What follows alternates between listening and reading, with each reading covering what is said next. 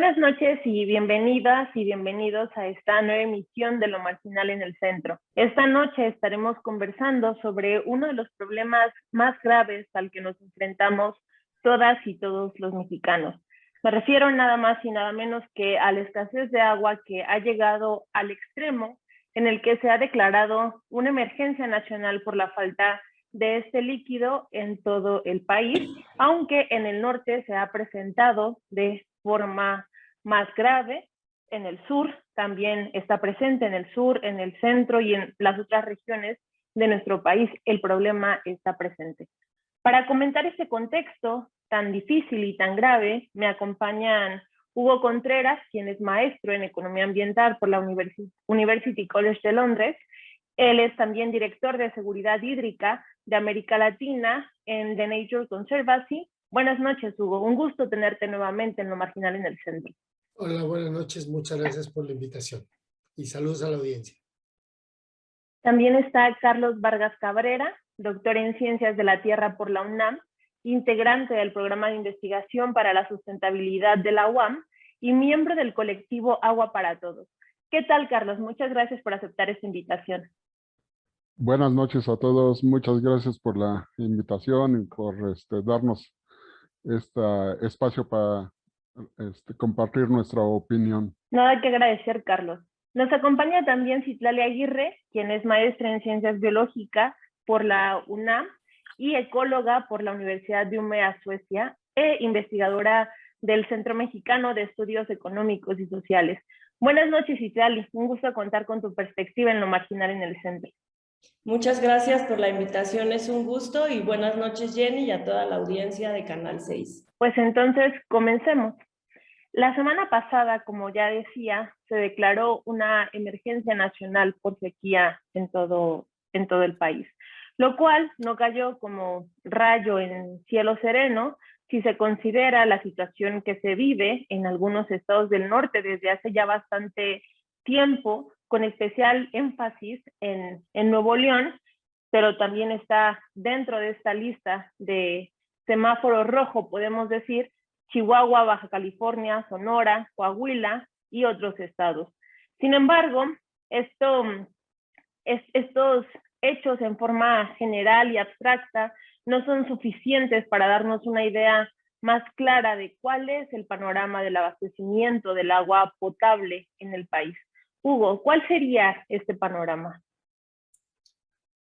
Gracias. México es, junto con Perú y Chile, los tres países en la región de América Latina con mayor, riesgo de seguridad hídrica por escasez de agua. La parte de Centroamérica es la más expuesta a la presencia de fenómenos hidrometeorológicos extremos, es decir, la más frágil ante desastres naturales. Es decir, México, cuando uno piensa en México y la cantidad de agua que tiene el país, y lo compara con otros países, lo que nos debe venir a la mente es países del norte de África, y no necesariamente esta historia que aprendimos de niños del país de la abundancia. Es cierto que el 80%, que tenemos mucha agua en el sur del país y poca en el centro y norte, pero aún así, el tema de la distribución, donde tenemos el 80% de la población, casi el 80% de las actividades económicas, están en la parte donde menos agua tenemos. Entonces, cuando uno piensa en esta situación de extrema sequía, sí, es extraordinaria, pero me parece que ya no es tan extraordinaria y ya no es algo que no hayamos visto en años pasados. Hace 10 años hubo sequía, hace 15 años, es decir, parece ser que ya estamos en una realidad que es la que tenemos que afrontar. El cambio climático nos lo está poniendo y ese es, digamos, desde el punto de vista natural.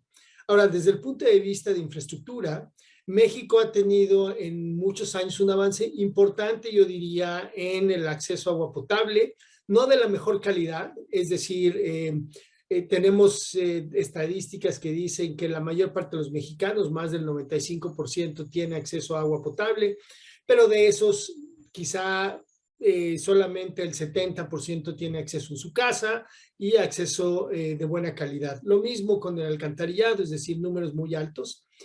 Y cuando nos comparamos con países, digamos, de desarrollo similar al nuestro en América Latina, yo quisiera destacar, por ejemplo, y dejarlo en la cabeza de todos nosotros, un país que hace 15 o 20 años tenía indicadores de acceso a agua menores o similares al de México, como es Chile. Hoy en día Chile tiene indicadores de acceso a agua que son más cercanos a España que nosotros México a Chile.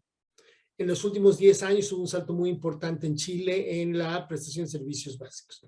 Y el tercer grupo, y con esto termino para abrir el debate, es qué estamos haciendo desde el punto de vista institucional y regulatorio. Y me parece que ahí es donde tenemos el mayor déficit. Tenemos una ley que es obsoleta. Los países de América Latina, otra vez en niveles similares o inclusive menores de desarrollo, tienen leyes mucho más modernas, mucho más comprensivas, mucho más integrales que el caso de México. Segundo, nuestro diseño institucional, es decir, cómo están repartidas las atribuciones entre las diferentes entidades, tanto del orden federal como del orden estatal y local, son, por decirlo menos, antiguas. No cumplen hoy con los mejores estándares o los mejores modelos de asignación que tenemos en otros países. Entonces, y por último, cuando hablamos de la parte financiera del agua y tenemos un déficit, hoy en la mañana estaba en una reunión con ingenieros que recordaban que hace más o menos 10 años, al final de la presidencia de Felipe Calderón, se hizo un estudio que decía que México debería estar invirtiendo del orden de 50,000 millones de pesos al año para más o menos mantener sus niveles de acceso a agua potable, alcantarillado y saneamiento. Esos 50,000 hace 10 años más o menos, hoy representan 80,000, pero eso es lo mínimo que necesitamos. La pregunta es cuánto estamos invirtiendo. Este año, sumándole peras, manzanas y todo lo que queramos poner en el carrito del súper, estamos invirtiendo poco más de 30,000 millones de pesos. Es decir, hay un déficit muy importante también en cómo lo hacemos. En suma, una situación natural compleja, muy compleja y cada vez más. Un marco institucional y regulatorio, yo diría, que tiene muchas áreas de oportunidad y una valoración desde el punto de vista del gobierno en términos de la asignación presupuestal, yo diría, por detrás de otros temas nacionales, que se refleja también en la valoración que le damos los ciudadanos al agua y que por lo tanto no generamos los incentivos adecuados para cuidarla o usarla racionalmente. Yo lo dejo ahí, Jenny. Gracias. Citlali, ¿añadirías algún punto para matizar y darnos una idea más definida de cómo está el panorama de la distribución de agua potable en México? Sí, bueno, creo que una cosa es el abasto, pero para que haya abasto debe haber agua disponible, ¿no? Entonces, el problema es grave, es extremo, porque no hay ni suficiente infraestructura para abastecer agua, ni suficiente disponibilidad natural de agua, digamos. Como decía el panelista anterior, en realidad la precipitación de las zonas del norte es muy baja. Históricamente es una zona más árida que el sur de México, por ejemplo. Si uno se va a revisar los datos de las estaciones meteorológicas de Nuevo León, podemos ver cómo en los últimos años, bueno, desde 1950, la precipitación promedio y la precipitación máxima se mantiene muy, muy baja.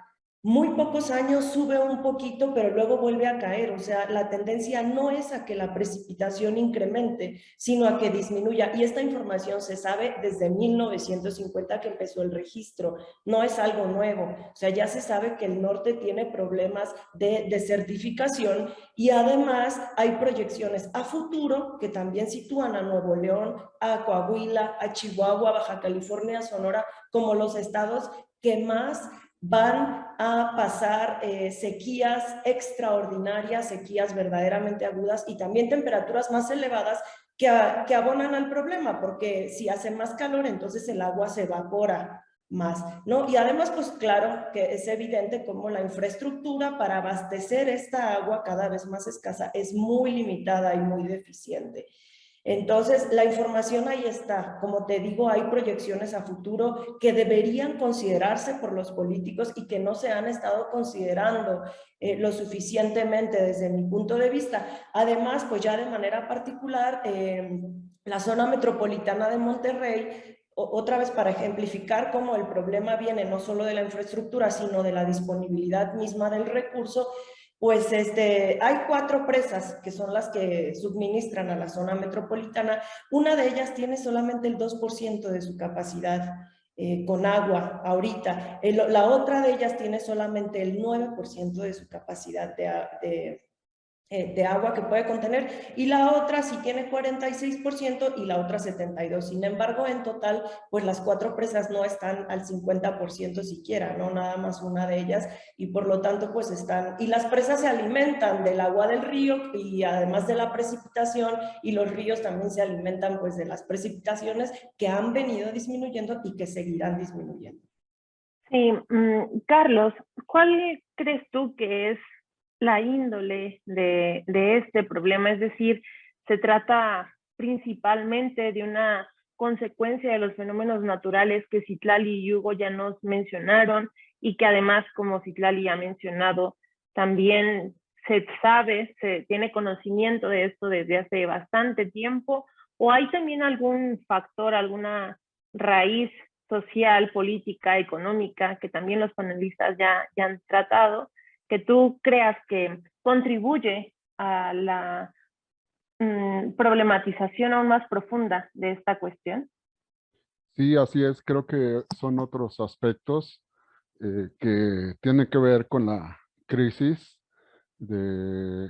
hídrica que existe en el país. Bueno, aquí quisiera precisar algunas cosas, ¿no? Porque la pregunta que nos estás haciendo se refiere a la escasez de agua potable, que es algo muy específico. El agua potable como tal la define la NOM 127, que debe de cumplir ciertos parámetros específicos. El agua potable es la apta para consumo humano. Y si hablamos de escasez de agua potable, pues mira, con los datos que tenemos, hemos revisado, me dedico a estudios del agua desde 1988. Hay trabajos publicados. Y desde entonces no hemos encontrado una cuenca, un abasto en la llave que cumpla con estos parámetros para que la podamos llamar potable. Tiene que cumplir con estos parámetros de la NOM 127 de la Secretaría de Salubridad y Asistencia. Con un parámetro que no lo cumpla, no es agua potable. Y en todos los estudios que hemos realizado, que hemos revisado, hemos encontrado muchos parámetros que no cumplen con esa normativa, ¿no? Entonces, el agua potable para mí, al igual que la recarga de acuíferos, y para varios que nos dedicamos al agua, es un mito. Entonces, desde ahí comienzan los problemas, ¿no? Y si hablamos de una crisis hídrica, no de agua potable, sino hídrica, pues sí vemos que esta crisis hídrica no es pareja, no es equitativa para la población.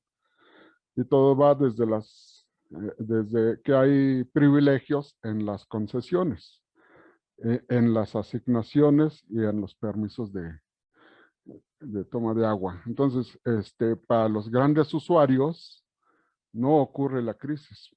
Ellos tienen sus concesiones protegidas, aseguradas, y para los pequeños usuarios, y sobre todo cuando van a solicitar pequeños ejidos concesiones de agua, ahí esas sí hay negativas, porque para ellos sí existe la crisis ante el justificativo de la autoridad del agua. Se les niega las concesiones porque pues hay crisis hídrica, hay vedas, que se deben de respetar, pero por otro lado, pues cuando hay usuarios grandes no existen estas normativas.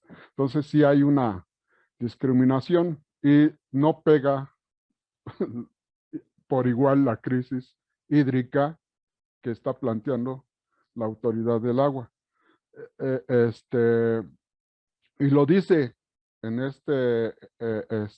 declaratoria de crisis de sequía,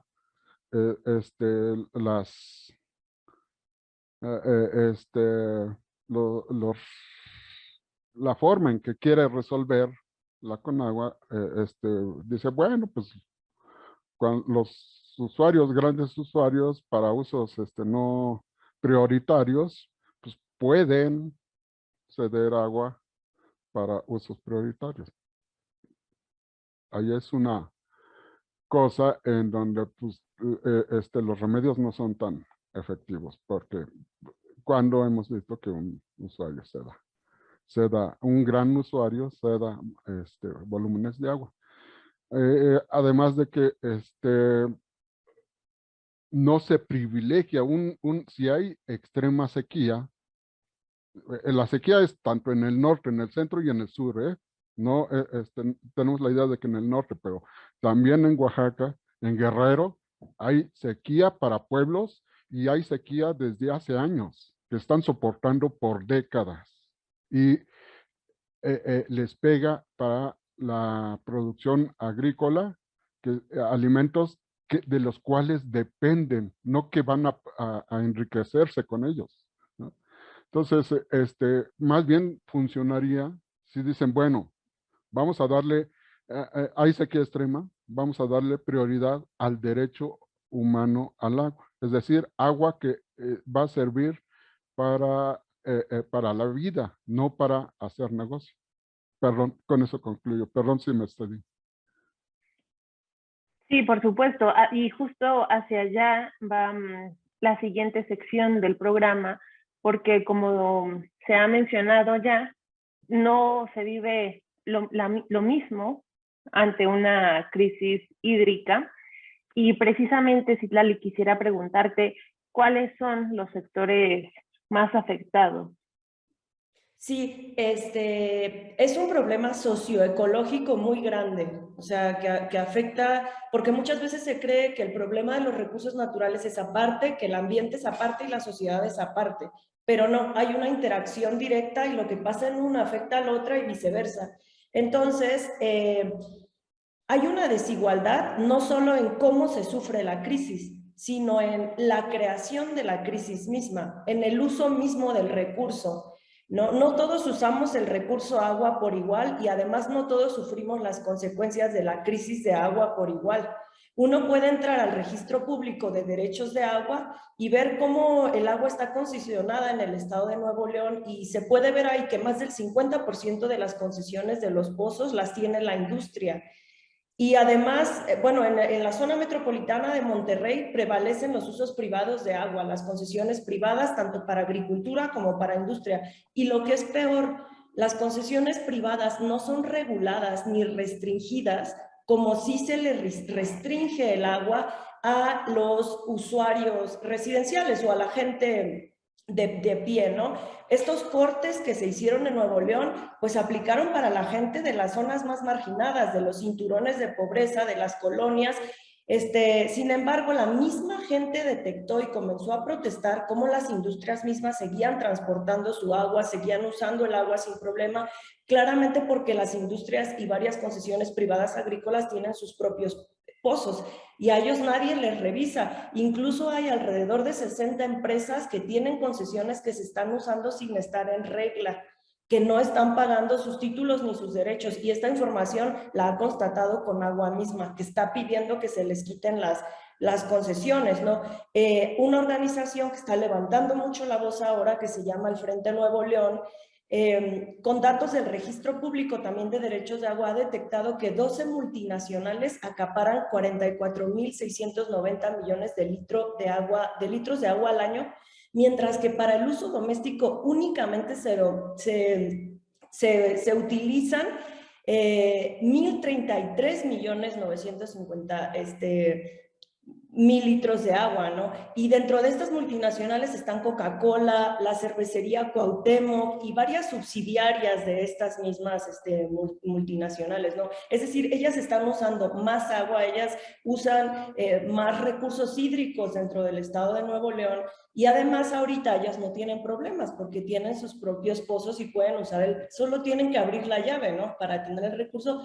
Cuando la gente de las colonias, pues hay personas de la zona norponiente, sobre todo de Nuevo León, que llevan de 30 a 40 días sin agua, ¿no? Las colonias más altas, pues el bombeo no les llega, muchas veces precisamente por las dificultades que hay de subir el agua a las zonas altas. Y además de las jornadas laborales, hay que despertarse a las 4 de la mañana para estar pendientes porque es el horario en el que se distribuye el agua en Monterrey, de 4 de la madrugada a 10 de la mañana, ¿no? Entonces, sin duda, es un problema que exhibe la desigualdad en el manejo del agua y además en cómo se sufre la crisis.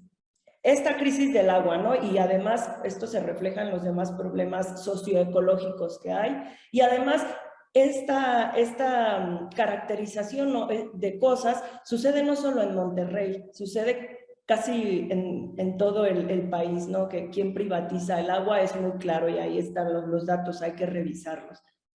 Hugo, en este mismo sentido, desde lo que tú has observado, ¿cuáles son los sectores o las regiones más afectadas por esta crisis?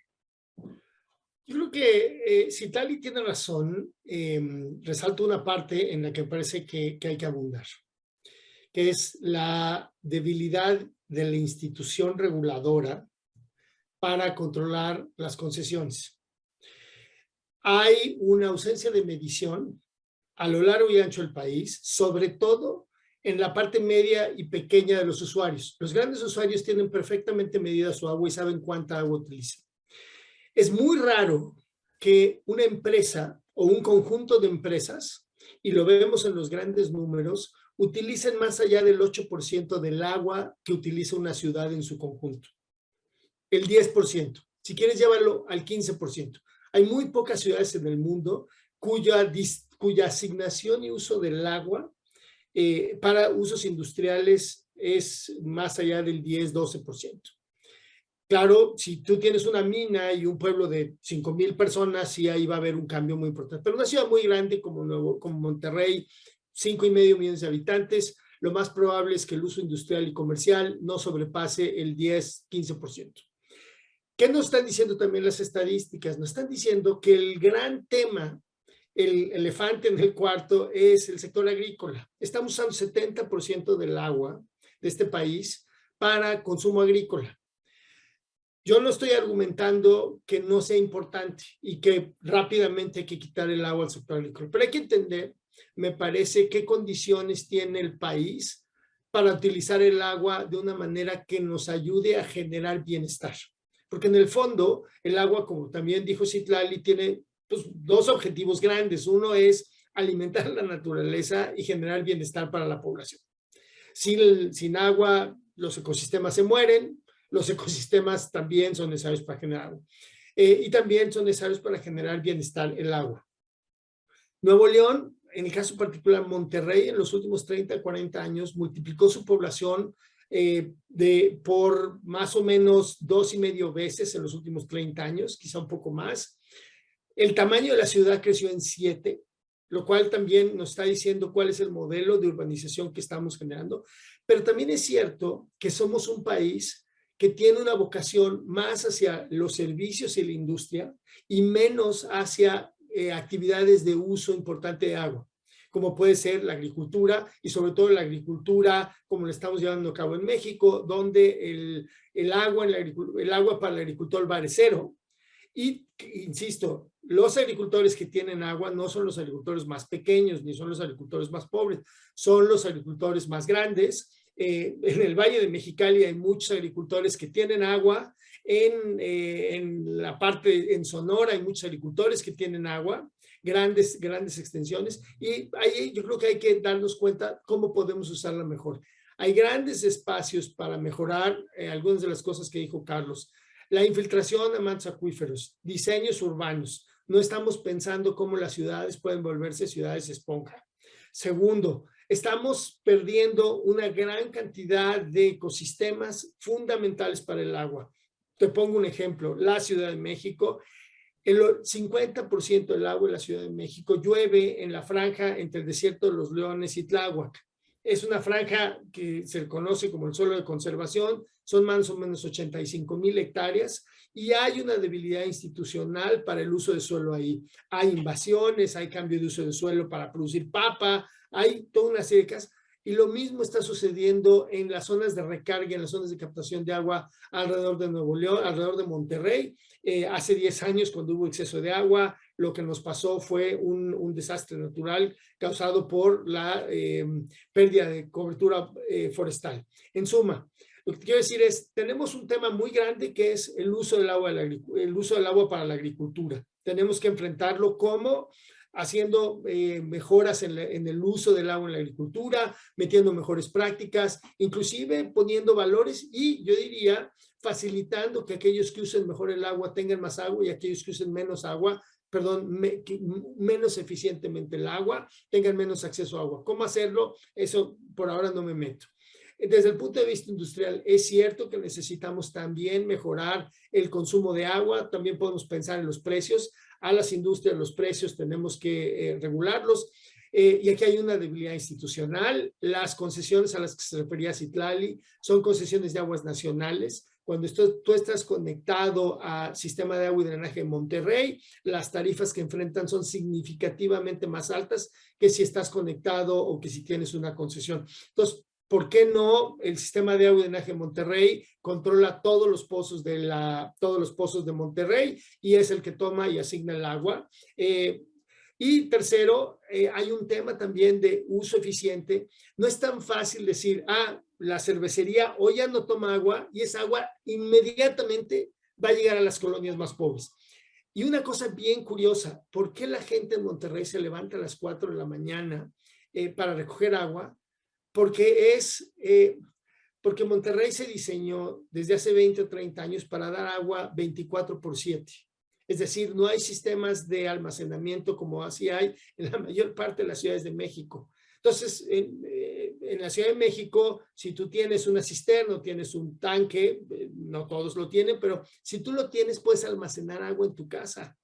Y el sistema, cuando falla, pues no te afecta tanto. Pero la verdad es que si somos un país que aspira a tener buenos sistemas de agua, lo que necesitamos hacer es procurar estas mejoras en la eficiencia de los servicios de agua, mejorar la regulación. Nadie regula a los operadores de agua en este país. Los municipios no tienen las capacidades institucionales para hacerlo.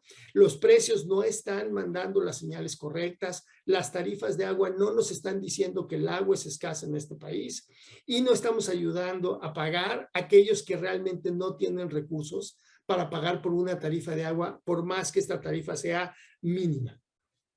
Sí, pues nos estamos quedando desgraciadamente sin tiempo, pero quisiera que antes de despedirnos habláramos brevemente sobre lo que se está haciendo desde el plano institucional para tratar de paliar o prevenirnos mejor ante esta situación que, como se ha mencionado aquí, por supuesto que tiene orígenes naturales con los que difícilmente nos podemos meter, pero en los cuales aún hay margen de acción.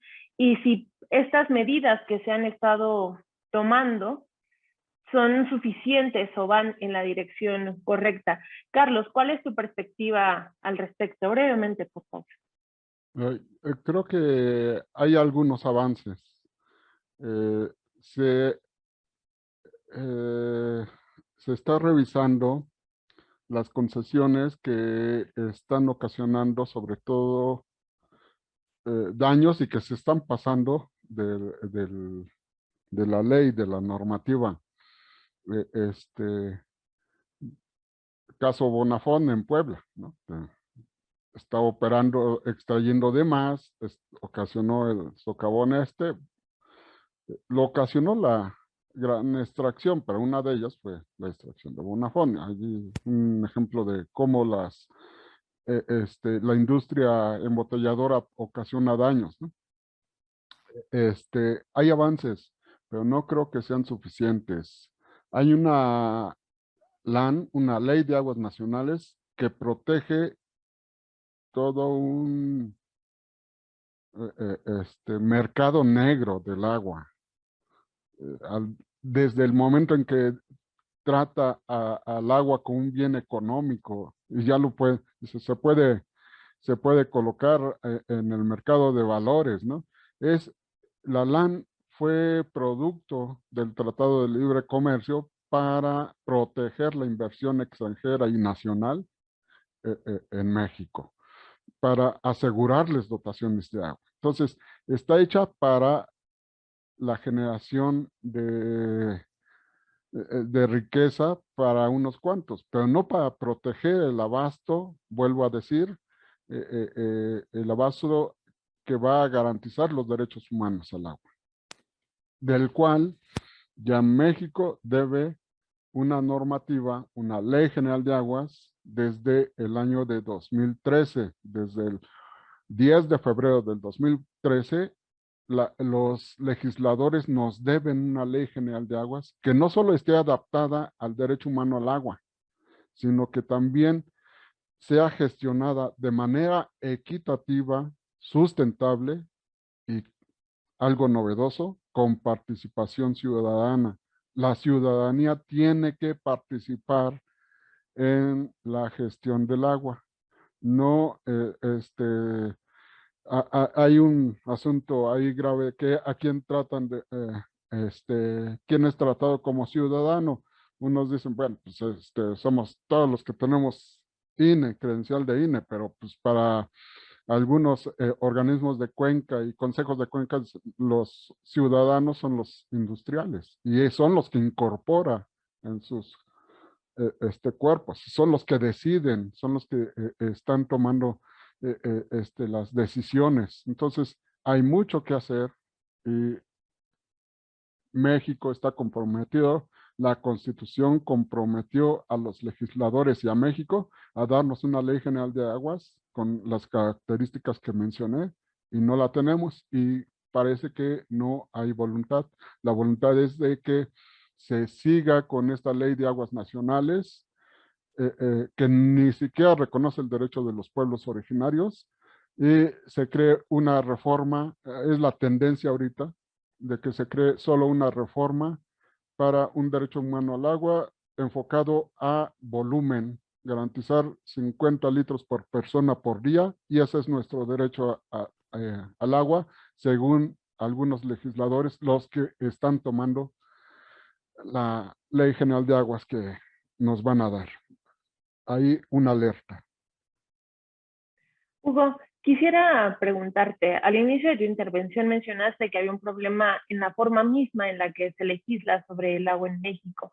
¿Hacia dónde crees que deberíamos encaminar los esfuerzos legislativos, pero también la inversión para contribuir a que las crisis hídricas no afecten tan fuertemente a todo el país? Igual, brevemente, por favor. Yo creo que hay, primero, cómo debemos asignar las responsabilidades. Muchos países que manejan mejor su agua que México dividen las responsabilidades en tres partes. La responsabilidad de planear, es decir, dónde está el agua, cuánta agua hay, tener datos científicos y sustentarse en la ciencia para decir cuánta agua realmente tenemos y cómo podemos manejarla. Segundo, la responsabilidad de distribuir el agua. Y esta es una responsabilidad que en México es de los municipios, pero los municipios no tienen ningún marco legal que norme cómo deben distribuir el agua. Entonces hay una parte de distribución de agua y una parte de supervisión de la distribución. Esto, como lo decía Carlos, tiene que ver con el acceso al agua, alcantarillado y saneamiento. Eso es uno. Dos, tenemos que pensar también en la gestión integrada del recurso hídrico. Es decir, cómo estamos asignando el agua para los diferentes usos, humano,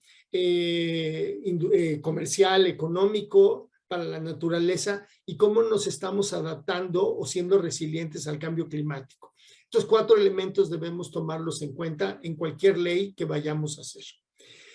Tercero, Carlos tiene razón, lo comparto, cómo va a participar la ciudadanía en estos grupos de decisiones, pero no nada más la ciudadanía como un concepto amorfo, sino cómo vamos a incluir a la ciencia.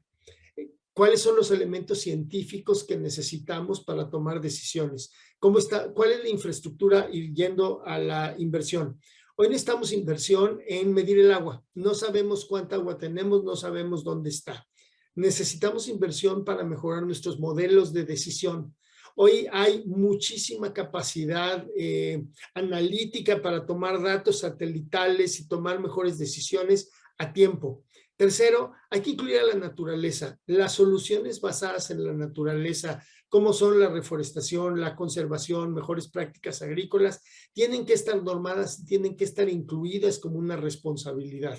Y tercero, yo creo que hay un tema financiero, económico del agua, que es cómo vamos a valorar esta agua y que es quién tiene que pagar, cuánto tiene que pagar y cómo vamos a ayudar a aquellas personas que no pueden pagar porque no tienen las condiciones para hacerlo, es decir, cómo vamos a nivelar el piso para que todos los ciudadanos cumplamos con nuestra obligación de pagar por el agua, pero también cumplamos con ayudar a aquellas personas que no tienen para pagar por el agua. ¿Y por qué es importante, y aquí termino, utilizar la tarifa como un indicador de escasez? Porque cada uno de nosotros la recibimos en nuestra casa, los que tenemos la fortuna de hacerlo, o la compramos. Al final del día, la mayor parte de los mexicanos paga algo por el agua, poco o mucho, pero eso tiene que reflejar qué tanto lo estamos usando y es la primera señal que nos dice si el agua es cara, el agua es escasa y la cuidamos. Si el agua es barata, la desperdiciamos y eso nos sucede en México, pero nos sucede en muchos países. Y ahí termino. Gracias. Bien. Citlali, misma pregunta, o más bien en este mismo sentido.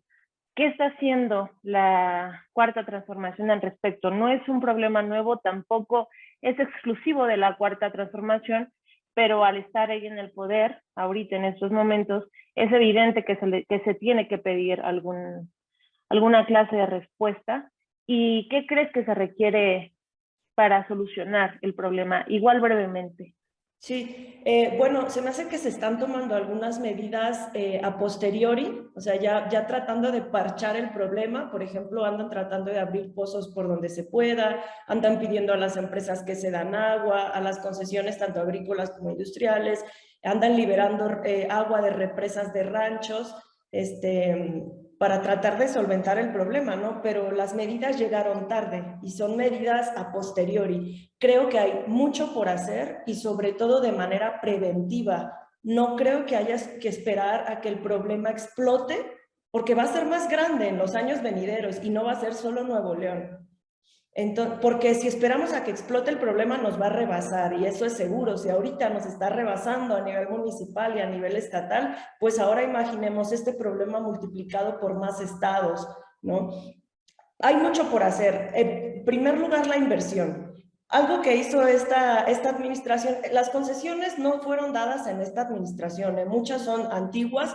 Sin embargo, ahora se le disminuyó el presupuesto a Conagua en un 12%. Y si solo nos enfocamos en el presupuesto de inversión de Conagua, particularmente el programa de agua potable, drenaje y tratamiento de aguas ha disminuido en un 48% en este sexenio, ¿no? Había por ahí un proyecto que iba a mover agua del río Pánuco de Veracruz para un acueducto del río Pánuco de Veracruz a Monterrey. Pues lo canceló el Bronco, ¿no? Entonces se necesita mucha inversión en infraestructura, en investigación científica para mejorar las técnicas que ya existen o adaptar técnicas que se usan en otros países a la situación de México o desarrollar nuevas, por ejemplo, para desalinizar el agua del mar de manera más barata, con menos costos ambientales, etcétera, etcétera, ¿no?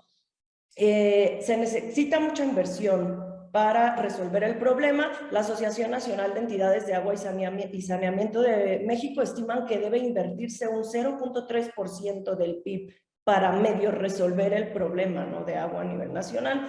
Otra cosa, políticas serias y a todas las escalas de mitigación de cambio climático. Tiene que escucharse, como decía Hugo, a los expertos para crear políticas con base en los diagnósticos hechos por los meteorólogos y los climatólogos y la gente que estudia la disponibilidad de agua, dónde hay, dónde no hay, y con eso decidir si ahí ponemos concesiones o no, porque no alcanza el recurso, ¿no? Programas de captación de agua para aprovechar el agua que cae en el periodo de lluvias, como ya se hace en algunos lugares y como se hacía de hecho desde la época precolombina, pero yo creo que podía ayudar a paliar el problema.